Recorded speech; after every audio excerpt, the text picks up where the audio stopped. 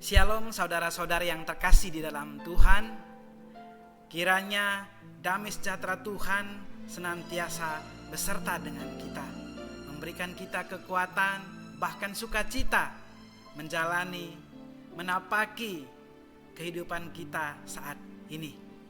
Saudara-saudari yang terkasih di dalam Tuhan, di dalam Ulangan 28 Tuhan menegaskan hal-hal apa yang akan umat Israel alami jika ia memilih berkat, dan hal-hal apa yang akan mereka alami jika mereka memilih kutuk ataupun musibah. Mengapa hal ini disampaikan oleh Tuhan kepada umat? Hal ini tentu tidak terlepas dari rekam jejak umat Israel ketika mereka keluar dari tanah Mesir, dipimpin oleh Tuhan melalui Musa. Mereka sering bersungut-sungut terhadap Tuhan. Kebersamaan mereka selama ini, selama bertahun-tahun bahkan puluhan tahun, tidak membuat mereka semakin erat hubungannya antara satu dengan yang lainnya. Bahkan hubungan mereka menjadi lebih buruk. Ketika Musa sebentar saja naik ke gunung Tuhan, mereka sudah bertikai antara satu dengan yang lainnya, bersih tegang antara satu dengan yang lainnya, dan mereka pun menyimpang dari Allah dengan menyembah Allah lain, membuat anak lembu emas. Di dalam Keluaran 32, Musa mengatakan dosa mereka semakin besar. Saudara-saudara yang terkasih di dalam Tuhan, kebersamaan yang begitu lama dengan orang-orang yang itu-itu saja, jika tidak dikelola dengan baik, dengan jujur dan rendah hati, dan ingin memahami antara satu dengan yang lainnya, maka sebuah kebersamaan bisa menjadi musibah. Itulah hal yang dialami oleh umat Israel. Studi baru-baru ini mengatakan selama pandemi ini kekerasan di dalam rumah tangga semakin meningkat tajam, baik kekerasan verbal maupun non-verbal yang dialami oleh suami, yang dialami oleh istri, yang dialami oleh anak, yang dialami oleh orang tua.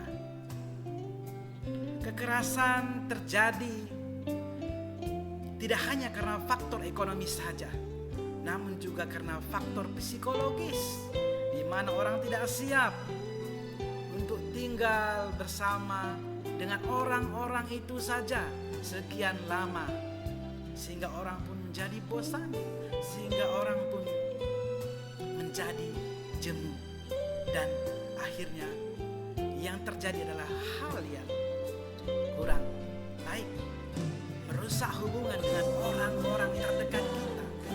Hal ini tentu menjadi perhatian penting bagi kita sebagai orang yang percaya kepada Tuhan. Sebenarnya di dalam Perjanjian Baru, di Kisah Para Rasul pasal yang kedua juga diperlihatkan kepada kita bahwa umat pun ketika itu sering berkumpul bersama-sama antara satu dengan yang lainnya. Namun kebersamaan mereka itu tidak menjadi musibah, malah kebersamaan mereka itu menjadi berkat, mengubah kehidupan mereka menjadi berkat bagi orang lain, dan mereka disukai banyak orang ketika itu. Kira-kira apa resep para umat perdana ini sehingga kebersamaan mereka menjadi berkat bagi orang lain? Kisah Para Rasul pasal 2 ayat 42 mengatakan, mereka bertekun dalam pengajaran rasul-rasul dan dalam persekutuan, dan mereka selalu berkumpul untuk memecahkan roti dan berdoa. Setidaknya ada 3 resep penting yang kita dapat pelajari hari ini, yang bisa kita aplikasikan, yang bisa kita terapkan, sehingga kebersamaan kita selama ini dengan orang-orang itu saja yang serasa membosankan tidak menjadi musibah, malahan mengubahkan dan malahan menjadi berkat. Resep penting yang pertama dikatakan di Kisah Para Rasul 2 ayat 42 ini adalah mereka bertekun dalam pengajaran.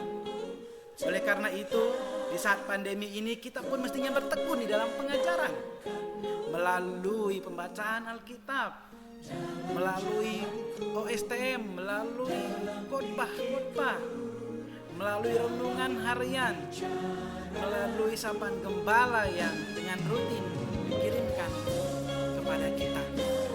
Dan resep yang kedua, bersekutu.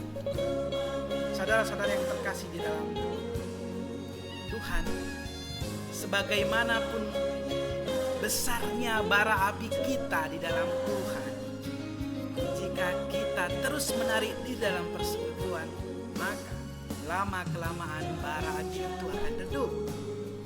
Untuk semakin membara, kita perlu terus di dalam persekutuan. Gereja telah memfasilitasi OSTM. Gereja juga telah memfasilitasi persekutuan pemuda, remaja, persekutuan wanita. Juga ada ibadah minggu, bahkan live streaming yang baru-baru ini kita laksanakan.